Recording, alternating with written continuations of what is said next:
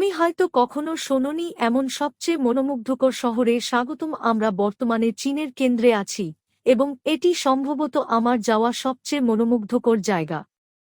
কেন? কারণ হ্যাঁ, ভবনের মধ্য দিয়ে ট্রেন চলে। ও ঈশ্বর, এটা পাগলামি।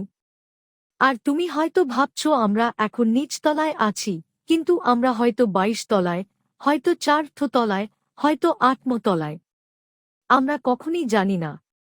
এখানে তোমার মন ছুঁয়ে যাওয়ার জন্য প্রস্তুত থাকো। ভবনগুলো খাড়া পাহাড়ের উপর অবস্থিত এবং পশ্চিমারা এখন এই শহরটিকে এশিয়ার সাইবারপাঙ্ক শহর বলা শুরু করেছে।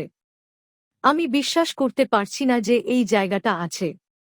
আর রাস্তার খাবারের স্বাদও অসাধারণ। এটা কি? ওহ, আর আমরা এই ভিডিওতে আপনাকে সবকিছু দেখাবো। এটা সম্পূর্ণ সংবেদনশীল ওভারলোড। এটা চংকিং, চীন। এই ভিডিওটি সেফটি উইংয়ের সহযোগিতায় তৈরি। বাহ! তাহলে আমরা মধ্য চীনে আছি এবং আমি হয়তো চংকিং বা চংকিং বলছি। চংকিং বা চংকিং। আমি আসলে সঠিক উচ্চারণ সম্পর্কে নিশ্চিত নই।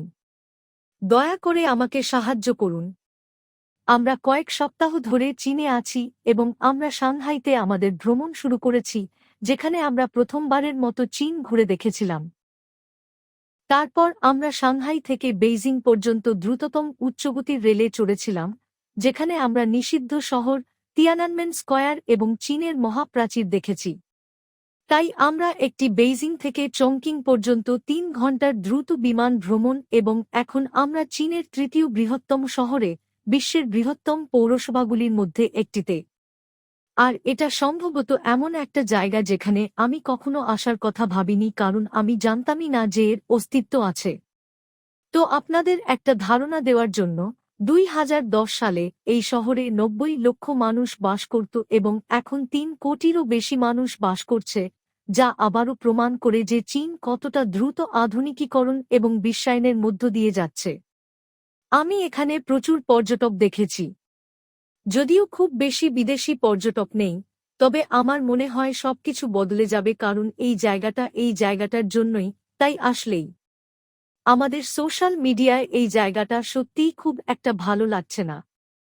অবশ্যই আমরা যারা দুঃসাহসিক ভ্রমণকারী, তাই এই জায়গাটি ঘুরে দেখার জন্য আমাদের কৌতূহল জাগিয়ে তুলেছিল। এটা কি ভালো দেখাচ্ছে?